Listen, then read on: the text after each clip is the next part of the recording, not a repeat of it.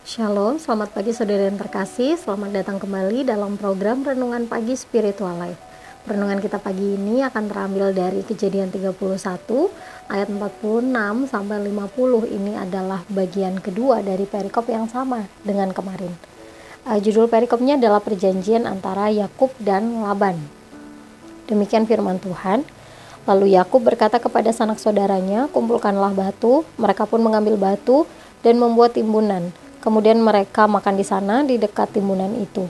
Laban menamai timbunan batu itu Yegar Sahaduta, sedangkan Yakub menamainya Galet.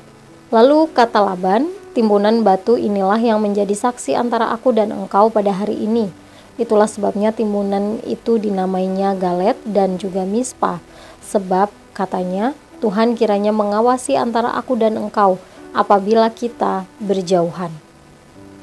Jika engkau menyia-nyiakan anakku, atau jika engkau mengambil istri lain di samping anak-anakku itu, ingatlah walaupun tidak ada orang yang bersama kita, Allah juga yang menjadi saksi antara aku dan engkau."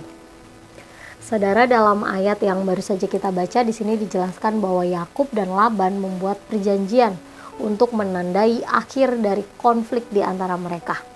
Mereka membuat tumpukan batu sebagai tindakan simbolis untuk menandai bahwa tidak ada lagi permusuhan di antara mereka.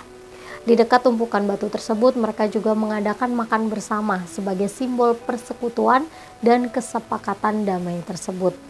Laban menamai tumpukan batu itu Yegar Sahaduta dan Yakub menamainya Galet atau Mispa. Nama-nama ini memiliki arti yang sama, yaitu menara pengawas. Mereka menyatakan bahwa Tuhan akan mengawasi mereka bahkan ketika mereka tidak bersama-sama, sehingga mereka harus mematuhi perjanjian tersebut. Saudara, tindakan Yakub dan Laban dalam menyelesaikan konflik dengan mendirikan tumpukan batu dan juga membuat perjanjian menunjukkan pentingnya rekonsiliasi dan perdamaian dalam hubungan. Meskipun mereka mengalami konflik dan perselisihan, tapi pada akhirnya mereka tetap menyelesaikannya secara damai. Kemudian di dalam kesepakatan damai itu, mereka pun menyadari bahwa Tuhan mengawasi dan mengetahui segala sesuatu, sehingga mereka harus menjalankan kesepakatan tersebut dengan penuh integritas dan tanggung jawab meskipun mereka berjauhan. Saudara yang terkasih, sikap Yakub dan Laban dalam menyelesaikan konflik dapat menjadi contoh bagi kita saat ini.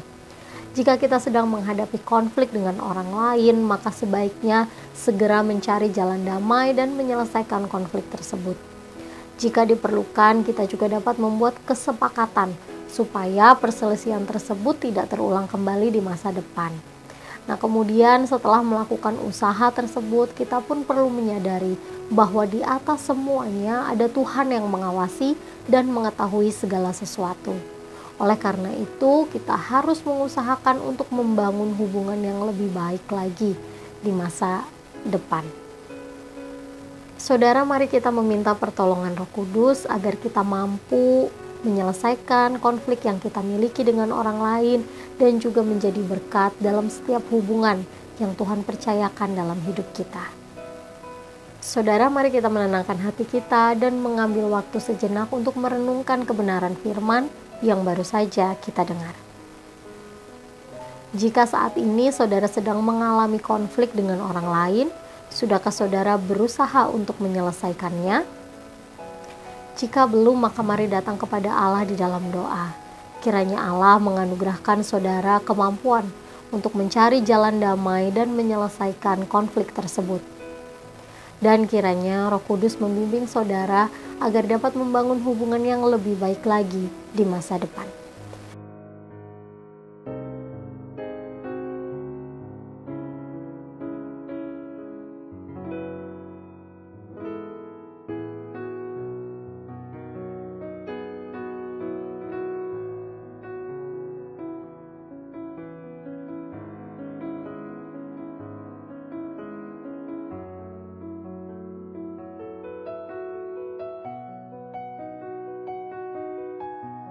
Demikian renungan kita hari ini.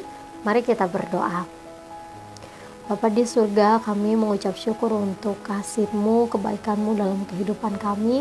Terima kasih Tuhan sudah menyertai kami dalam istirahat malam kami, dan pagi hari ini kami bisa kembali bangun dalam keadaan tubuh yang baik.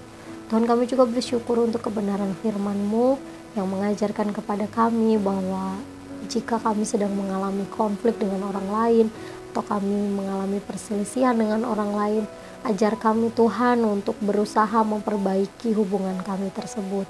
Berikan kami hikmat, kekuatan, kemampuan, supaya kami dapat mengusahakan jalan damai, dan juga kami menjadi orang yang lebih baik ke depannya Tuhan. Kami berdoa Tuhan, menyerahkan seluruh hidup kami ke dalam tangan kuasa-Mu. Dalam nama-Mu Tuhan kami berdoa dan mengucap syukur. Haleluya. Amin. Saudara, demikian renungan kita hari ini. Selamat pagi, selamat beraktivitas. Tuhan Yesus memberkati.